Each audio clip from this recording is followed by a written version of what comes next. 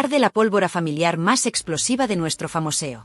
Te sitúo, noche cerrada, apenas un par de farolas tristes alumbrando surtidores vacíos, y en mitad del asfalto, Rocío Carrasco, su hija Rocío Flores y su hijo David Flores apretados a un par de maletas improvisadas.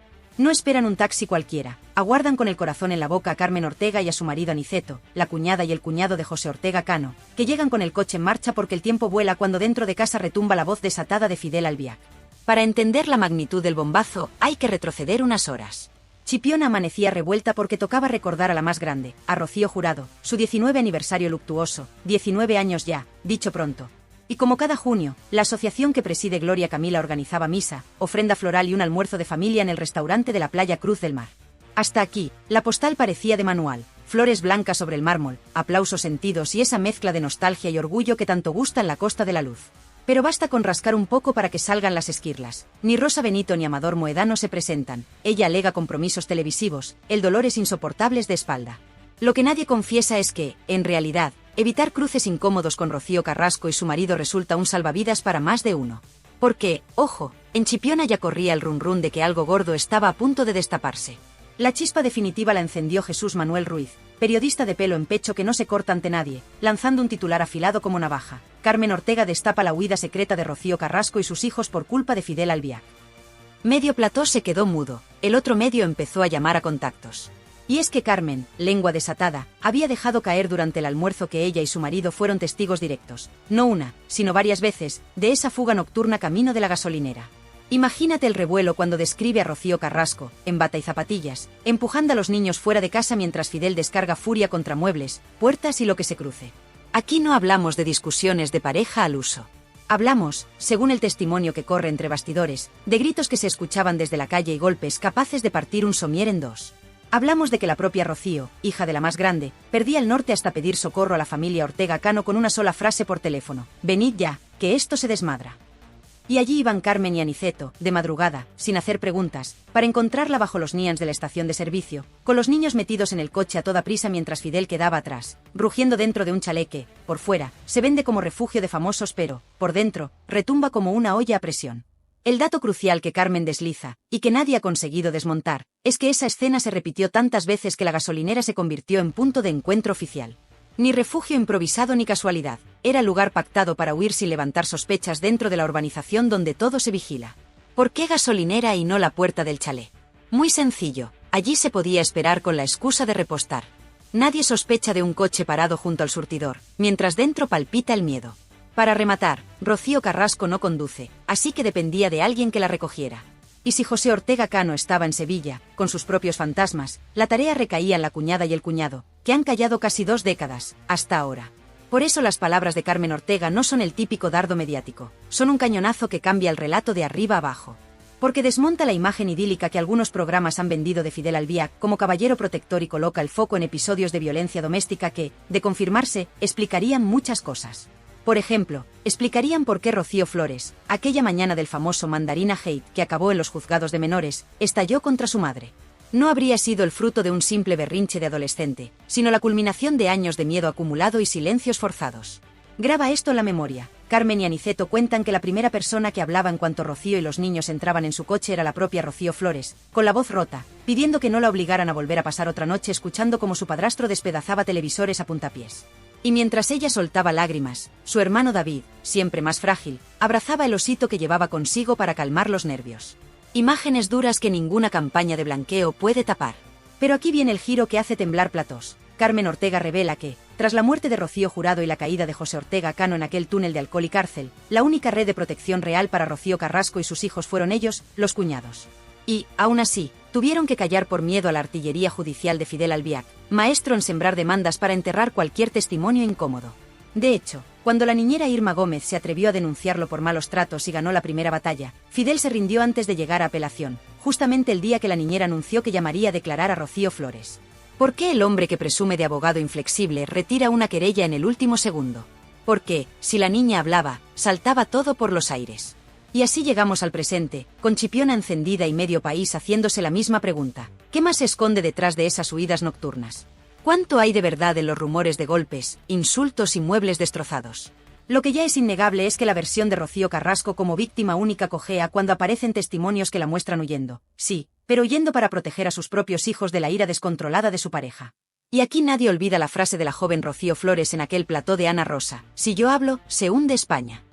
Quédate con esta imagen grabada a fuego: la carretera vacía, el rugido lejano del mar de Chipiona y una madre que, en vez de refugiarse en la casa familiar de la calle Larga, espera de madrugada junto a un surtidor porque no confía en que Fidel la deje salir por la puerta principal.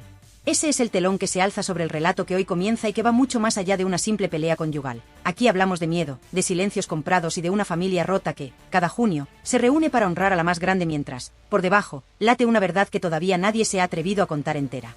Y mientras los focos del mausoleo se apagan y las flores frescas empiezan a marchitarse, el rum rum crece. ¿Cuánto tiempo tardará Rocío Flores en romper el silencio?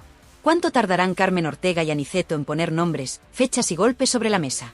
La pólvora está servida, y cada palabra que sale de Chipiona prende una mecha que, tarde o temprano, va a estallar en pleno prime time.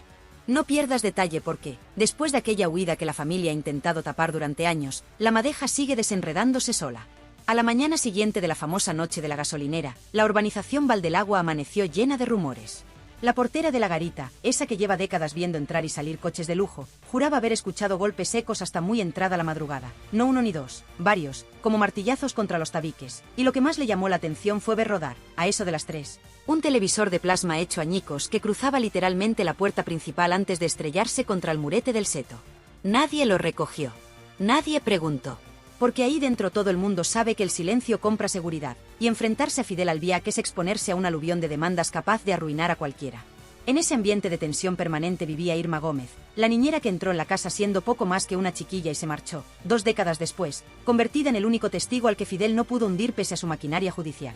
Irma, que ha rehecho su vida lejos de los platós, llegó a confesar en privado, y esa confesión corre ahora como pólvora de grupo en grupo, que su mayor miedo cada noche era el sonido de las llaves chocando contra la puerta, no las de Rocío Carrasco, que entraba agotada de grabaciones, sino las de Fidel, que volvía con el gesto torcido y la paciencia bajo mínimos. Según la versión que nunca pudo relatar en televisión, a él le bastaba ver un cojín fuera de lugar para desatar la tormenta. Y cuando la tormenta estallaba, lo primero que hacía Rocío Carrasco era agarrar a los niños por la muñeca y buscar refugio en la habitación de invitados, la única con cerrojo por dentro.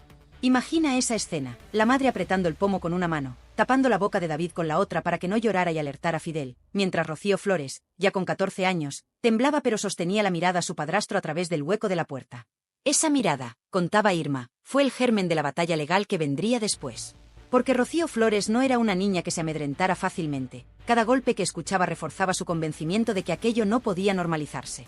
Y cuando, tiempo después, verbos como violencia vicaria empezaron a colarse en los debates de sobremesa, ella ya había aprendido a base de gritos que las etiquetas mediáticas sirven de poco cuando la casa se convierte en campo de batalla. Pero abramos otro cajón aún más incómodo, el de la herencia de Rocío Jurado. Ese dinero que tantos comentaristas defienden como intocable, resulta que fue clave para financiar un flujo constante de televisores nuevos, puertas repintadas y muebles sustituidos. Según un proveedor de interiores que trabaja con varias mansiones de la zona, y que prefiere mantenerse en el anonimato para no morir a demandas, la casa de Rocío Carrasco llegó a encargar, en un solo año, 3 juegos de somieres idénticos. No había reforma, no había termitas, explica con sorna, solo mucha urgencia por reponer tablillas rotas a patadas. Y cada factura salía a nombre de Rocío, nunca de Fidel. Eso sí, el reparto de culpa se invertía frente a la prensa. Ella la víctima pública, él el esposo solidario, y los golpes nunca existieron porque ningún programa se atrevía a mencionarlos sin la palabra presunto pegada al titular como si fuera un chaleco antibalas. Volvamos a Chipiona, donde Carmen Ortega soltó la bomba que hoy nos tiene pegados a la pantalla. Lo hizo con un vaso de fino en la mano y una media sonrisa que decía sé mucho, pero cuento poco. Quizá fue la frustración de ver a Rocío Carrasco ausente, o tal vez el hartazgo de callar tanto tiempo. Lo cierto es que soltó la frase que ya se ha convertido en meme entre quienes siguen este culebrón. Si Aniceto y yo habláramos, se caía el decorado entero. No exageraba. Porque Aniceto conserva, en el cajón de una cómoda vieja, los partes de asistencia psicológica que tuvo que pedir para sus propios hijos después de una madrugada de gritos llegada a sus oídos por el altavoz del Manos Libres. Era Rocío Carrasco suplicando que alguien les cobijara. Ese documento, sellado por un gabinete privado de Sevilla, recoge textualmente el ataque de nervios de la menor que acompañaba a Carmen en el coche aquella noche. Temor generalizado a que, el señor de la casa, venga a buscarme y me haga daño. Atemorizada, con 10 años y sin relación directa con Fidel, pero consciente de la fama que al hombre le precedía. La historia no termina en esa huida. Tras la disolución del escándalo inicial, Fidel activó su defensa habitual: sembrar dudas sobre las fuentes, acusar de conspiraciones familiares y colgar la etiqueta de mercenarios de Telecinco a quien osara levantar la voz. Nada nuevo. Lo nuevo llega cuando descubrimos que, a la chita callando, varios exempleados de mantenimiento, fontaneros, pintores, electricistas, han comenzado a cruzar llamadas porque sabían que compartían anécdotas parecidas, muebles destrozados, cristales en la piscina, órdenes de no abrir la boca bajo amenaza de no cobrar la factura. ¿Quién hacía los encargos? Nunca Rocío. Siempre Fidel, o su hombre de confianza, un abogado de despacho pequeño al que los proveedores ya conocen por el mote de póliza, porque antes de firmar la orden de reparación te planta un contrato de confidencialidad más largo que una novela. Y, sin embargo, esa red de miedo empieza a resquebrajarse. La chispa ha sido el testimonio de Irma, que, lejos de buscar platós, ha declarado en privado su intención de apoyar cualquier causa que permita, de una vez por todas, que Rocío Flores relate la verdad completa. Porque, y aquí viene la parte que nos acelera el pulso, existe una nota interna de la Fiscalía de Menores de aquel entonces en la que se menciona, de pasada, la conveniencia de escuchar a la menor RFM sobre episodios de violencia intrafamiliar que ella insinúa haber presenciado. Esa nota se archivó cuando la causa quedó en nada, pero hoy, con la presión mediática en máximos y la sociedad mucho menos tolerante a los silencios de antaño, podría reabrirse en cuestión de días si alguien aporta pruebas frescas. Y pruebas hay, los partes de urgencias que nunca se hicieron públicos, las fotos borrosas del ojo morado que Maciel juró haber visto y, sobre todo, las grabaciones de seguridad de la gasolinera, que archivó la empresa propietaria porque nadie se las reclamó en su momento. En este punto es inevitable preguntarse cómo reaccionará Rocío Carrasco cuando la evidencia se acumule sobre la mesa y ya no baste con señalar a Antonio David como el gran manipulador. Porque el gran pecado de esta historia no es haber tenido una pareja violenta, eso le puede pasar a cualquiera, sino haber permitido, con tal de defender a ese hombre, que la versión oficial convirtiese a la niña que lo vivió todo en la gran villana del cuento. Y esa herida, a base de años de silencio, se ha gangrenado. Rocío Flores dio un paso atrás, y, aún así, fue aplastada en platós por tertulianos que nunca pisaron Valdelagua y jamás escucharon retumbar un somier a las 3 de la madrugada. Atención, porque lo que viene es aún más delicado.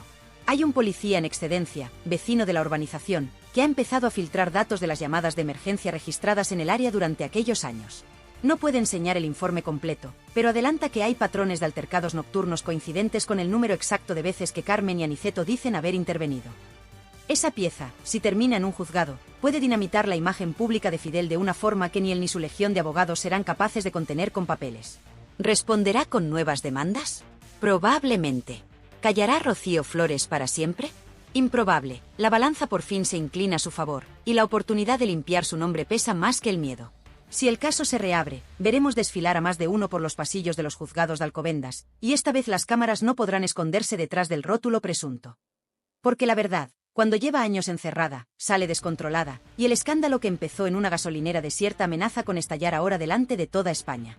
¿Te das cuenta del silencio que se extiende cada vez que alguien pronuncia Valdelagua en un plató de televisión? Ese nombre, que suena a urbanización pulida y feliz, se ha convertido, sin que nadie lo admita en público, en sinónimo de miedo y secretos mal enterrados. Mientras las cámaras enfocan su fachada impecable, por dentro se cuece una guerra fría que ya ha puesto en pie de alerta a medio Madrid. A estas alturas se rumorea que una docena de periodistas del Corazón han empezado a recibir llamadas anónimas con advertencias veladas. Deja el tema o te vas a arrepentir. ¿Quién está detrás? Todo apunta a la misma mano, Fidel Albiac. Pero empecemos por el principio de esta nueva tormenta. El lunes, primera hora, la productora más famosa de los pasillos de Telecinco recibe un sobre marrón sin remitente. Dentro, una memoria USB y una nota escrita a mano, imágenes de la gasolinera, madrugada del 15 de marzo de 2004. No miréis para otro lado. Esa fecha coincide, palabra por palabra, con una de las noches que Carmen y Aniceto señalan como fuga familiar. Los responsables del programa abren el archivo con 1000 precauciones. Se ve a una mujer en bata, el pelo recogido a toda prisa, empujando a dos criaturas de aspecto desorientado hacia la parte trasera de un turismo. El vídeo es borroso, grabado desde la cámara de seguridad. Aún así, la figura encaja con Rocío Carrasco, y no hay margen de duda sobre la presencia de menores. Mes y modelo del coche cuadran con el que conducía entonces Aniceto. El metraje dura menos de 3 minutos, pero basta para que el director de contenido se lleve las manos a la cabeza. Emitirlo sin difuminar a los niños sería un delito, pero ocultarlo haría saltar por los aires la credibilidad de todos los que han sostenido, durante años, que aquello fue una simple bronca doméstica. En paralelo, la familia Moedano mueve ficha. Amador, que siempre camina entre la lealtad y el desahogo público, se graba un vídeo casero de casi 10 minutos. No lo cuelga en ninguna red social, se lo envía, directo, a un par de redactores de confianza. Entre titubeos y tragos de agua, confirma que la tía Carmen no exagera un ápice. Relata, por primera vez, el día que Rocío Jurado le llamó llorando porque Fidel había vuelto a perder los estribos y los niños estaban aterrados. Cuenta también cómo la más grande, ya enferma, se preguntaba en voz alta si aquella relación no acabaría arrastrando a su hija a un pozo sin fondo. Ese testimonio, guardado hasta hoy en un cajón, destroza la imagen de armonía familiar que algunos tertulianos pretendían defender a capa y espada. Y aquí entra el elemento que nadie esperaba. Gloria Camila da un paso al frente y decide romper la tregua que mantenía con su hermana. Lo hace en un directo improvisado, sin maquillaje, con la voz temblorosa. Afirma que, siendo casi adolescente, acompañó a su padre a recoger a Rocío Carrasco a las puertas de aquella misma gasolinera. Describe las maletas abiertas en medio del suelo y los juguetes desperdigados, como si hubieran huido con lo puesto. Y confiesa algo que eriza la piel, que Fidel salió tras ellos, a paso rápido, pero frenó en seco cuando vio a José Ortega Cano bajar del coche con semblante firme. Esa escena marca, según Gloria, el punto de no retorno. Porque, dice ella, si mi padre no hubiera estado allí, no sé cómo habría terminado todo aquello. Las declaraciones llegan como un misil a la oficina del abogado que lleva años blindando la reputación de Fidel. El letrado convoca de inmediato una reunión de crisis en un despacho del centro de Madrid. Asiste la plana mayor de su equipo, civil, penal y comunicación. Sobre la mesa, una orden expresa: frenar esta sangría de testimonios antes de que un fiscal vuelva a revisar el archivo. Ni siquiera pretenden demostrar inocencia, porque el daño moral ya está hecho. Buscan únicamente que los nuevos vídeos y testimonios no vean la luz. Para ello preparan la estrategia clásica: inundar los juzgados con solicitudes de medidas cautelares, alegar derecho al honor y presunta manipulación de las imágenes. Una guerra de papeles que ya les ha funcionado otros años, pero que esta vez se enfrenta a un enemigo distinto: la sociedad ha cambiado. Mientras tanto, Rocío Flores observa el vendaval desde Málaga, donde graba una campaña publicitaria. El móvil no deja de vibrar con mensajes de productores prometiéndole oro y cámara para sentarse a contar su versión.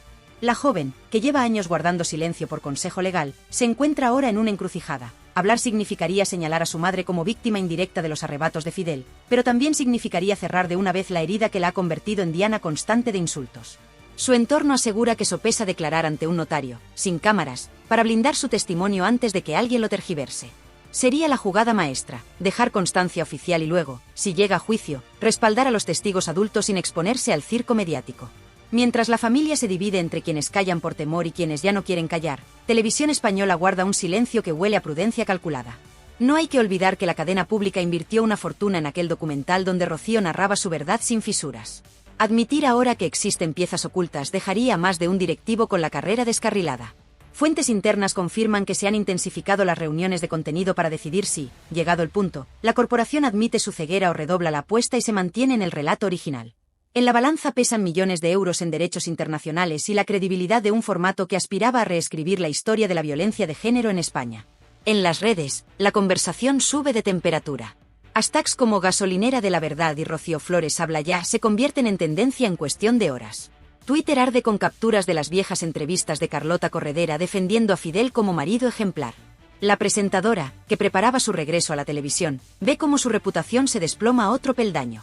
Sus antiguos compañeros de plató, lejos de tenderle la mano, tuitean emojis de palomitas y frases ambiguas. Todos olían a tormenta, pero pocos se atrevieron a decirlo en directo. Y en medio del ruido surge una pregunta que retumba como un trueno: ¿dónde está Rocío Carrasco? Hace días que no se pronuncia, ni para desmentir ni para confirmar.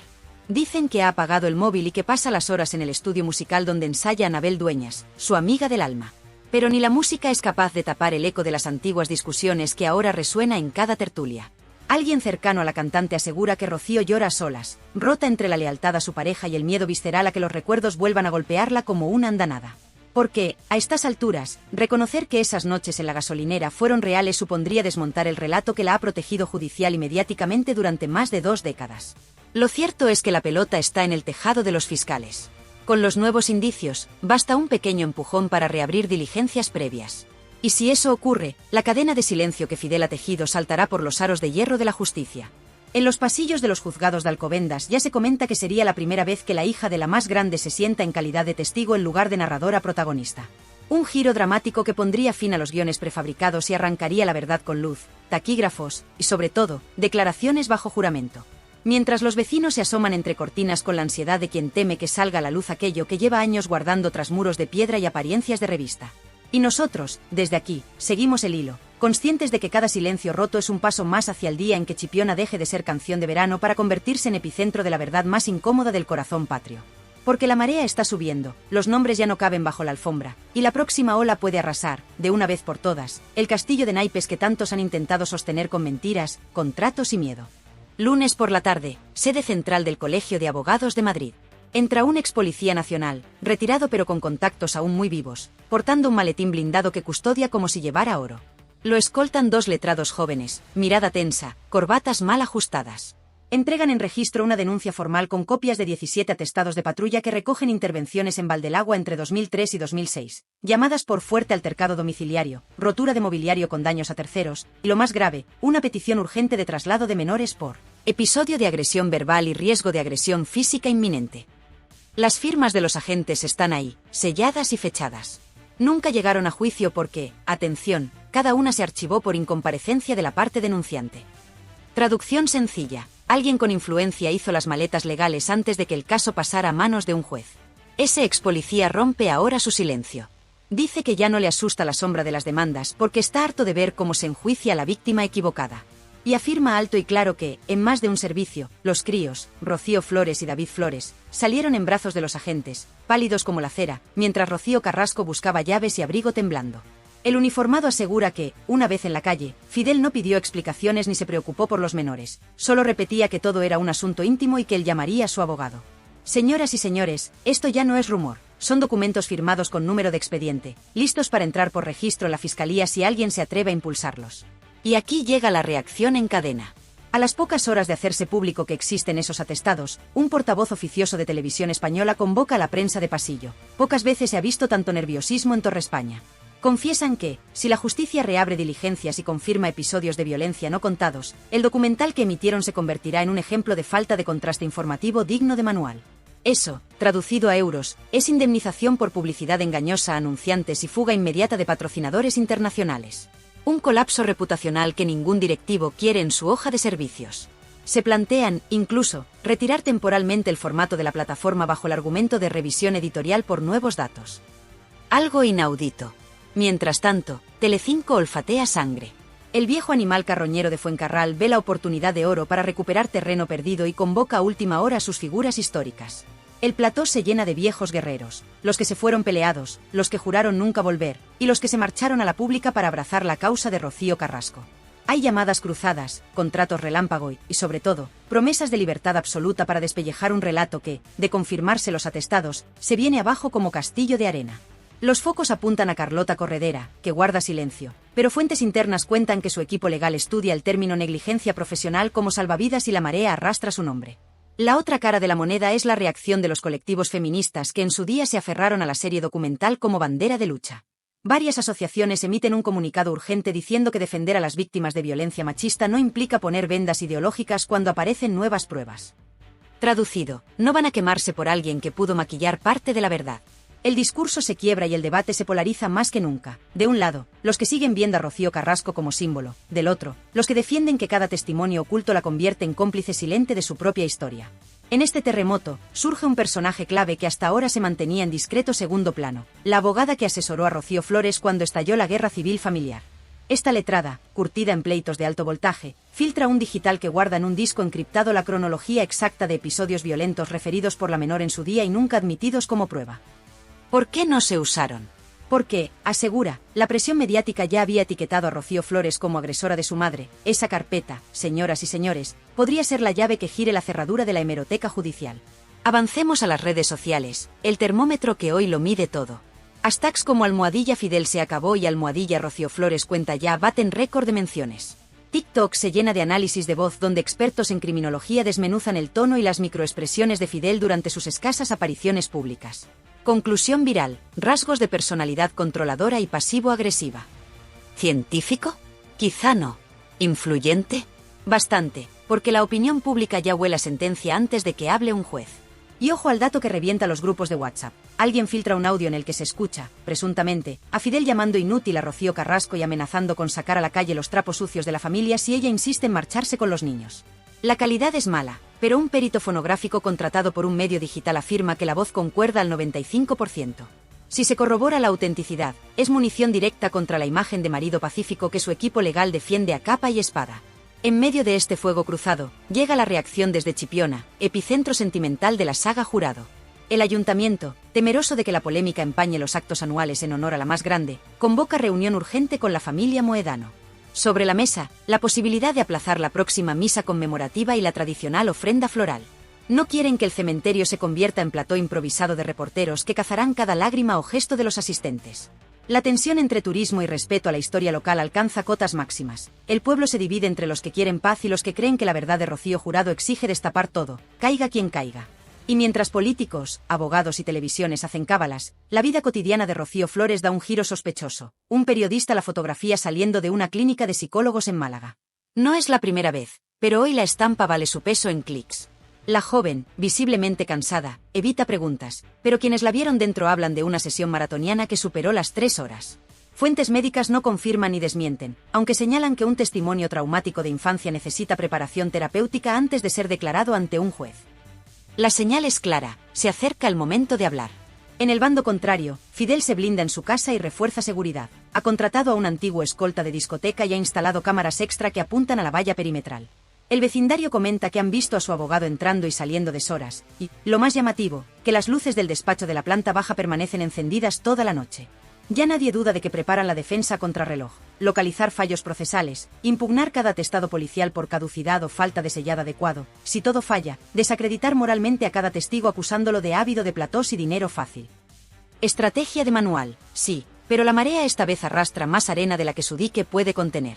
La pregunta que flota en cada redacción es simple: ¿habrá querella masiva de la familia Ortega Moedano contra Fidel? Los abogados consultados dicen que, si se verifica la violencia frente a menores, bastaría el testimonio de Carmen Ortega unido a los atestados para exigir responsabilidad penal y civil. Y aquí entra otra pieza crucial. El seguro del hogar de Valdelagua incluye cláusulas que eximen a la compañía si la vivienda se usó como entorno de actividades ilícitas continuadas. Si se declara mal uso, la aseguradora podría reclamar a Rocío Carrasco y a Fidel los más de 200.000 euros que pagó durante años en reparaciones de urgencia. Es decir, un boomerang económico de proporciones bíblicas. Hoy, por fin, alguien va a hablar. No hablamos de un testigo secundario ni de un tertuliano de medio pelo. Hablamos de Rocío Flores, esa muchacha convertida en mujer a golpe de titulares que carga sobre los hombros la etiqueta de hija rebelde que, sin embargo, fue la niña que escuchó cada crujido de pared, cada televisor estallando contra el suelo, cada insulto escupido en la cocina. Lleva meses preparándose, repasando memoria con psicólogos, respirando hondo cada vez que ve su nombre trending y conteniéndose cuando le ofrecen exclusivas millonarias. Y hoy, según fuentes directas del juzgado de Alcalá, plasma por escrito lo que el país entero sospecha, pero nadie se ha atrevido a jurar bajo pena de falso testimonio. Mientras se acerca la hora, el vecindario de Valdelagua sufre algo parecido a un eclipse moral. Quien ayer defendía la discreción, ahora se asoma por la rendija y levanta el pulgar en señal de ya era hora. Los repartidores de prensa reparten gratis un suplemento especial con la cronología completa. En la portada, un título en mayúsculas que retumba: La noche de la gasolinera ya tiene voz. Hay colas para comprar café en el minisúper de la urbanización y todas las lenguas coinciden en lo mismo. Los muros de piedra y los setos recortados ya no sirven de parapeto cuando la verdad entra por antena de televisión y se cuela hasta el último salón. Pero vayamos al corazón del terremoto. La comparecencia de Rocío Flores no será a puerta cerrada. El juez, consciente de la repercusión, ha permitido que un puñado de periodistas acreditados sigan el relato desde una sala contigua. No habrá cámaras, pero sí grabadores oficiales. Se transcribirá cada palabra, y esa transcripción será pública en cuanto acabe la sesión. Fidel Albiac, que hasta ayer todavía confiaba en conseguir medidas cautelares, llega con rostro de piedra y mirada fija en el suelo. Rocío Carrasco no acude, su abogado alega cuadro de ansiedad aguda.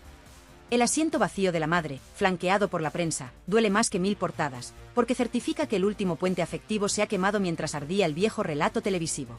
La declaración empieza y lo primero que hace Rocío es situar la escena que nos ha tenido en vilo. Yo salí de casa porque había miedo, miedo real. Lo dice despacio, sin florituras, con la voz firme de quien ha repetido la frase 1000 veces al espejo.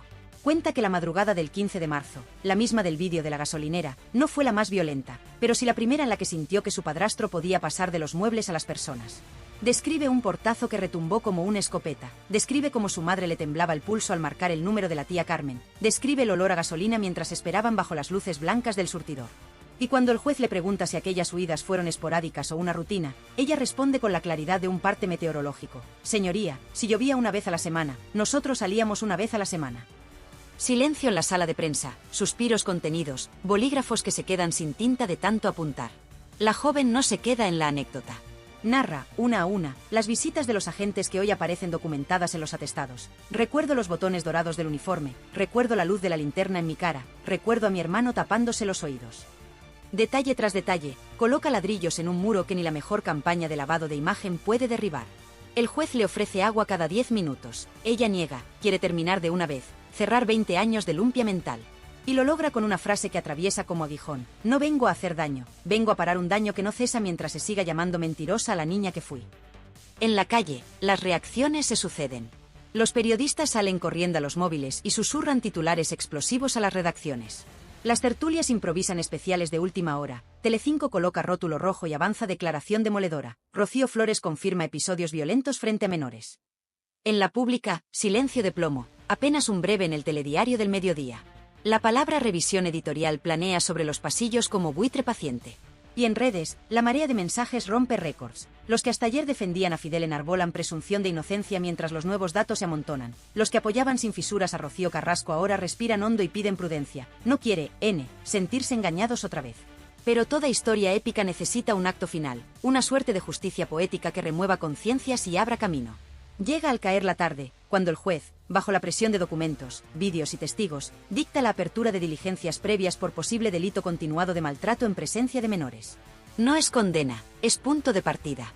Pero golpea como mazazo en pleno prime time y convierte ese asiento vacío de Rocío Carrasco en la sombra más larga de la jornada.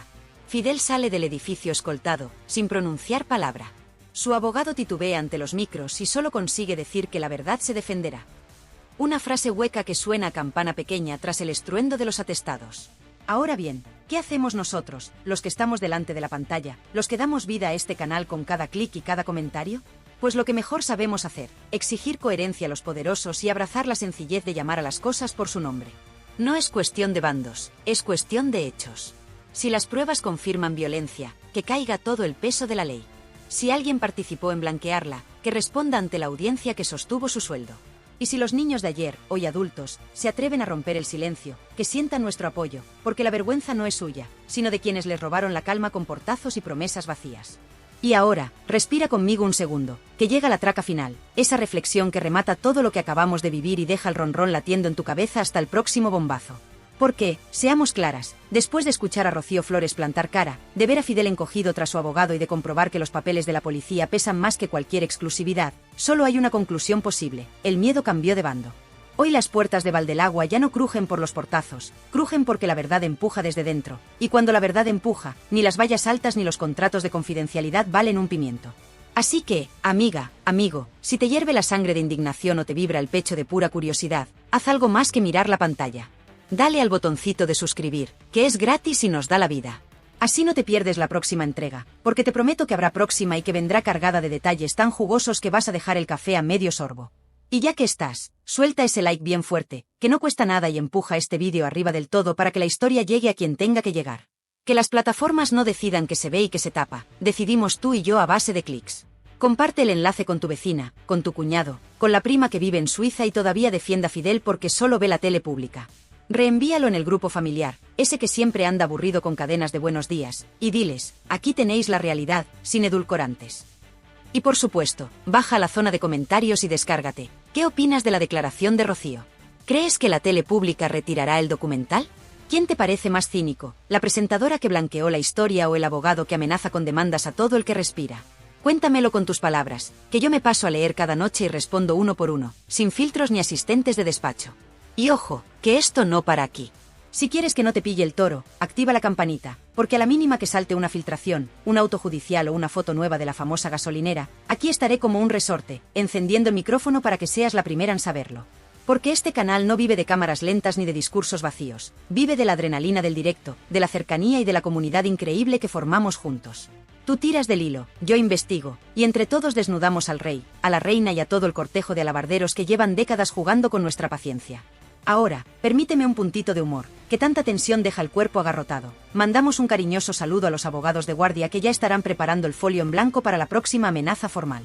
Venga, hombres de toga, afilen bien la pluma, que yo ya tengo las tintas recargadas y el respaldo de una audiencia que no se calla. Y, por si acaso, recordamos al señor Fidel que los somieres se compran una vez al año, no cada luna llena, y que un televisor no es balón de fútbol, por mucho que le guste practicar puntería. ¿Te quedas con ganas de más? Normal, porque lo de hoy es solo la antesala.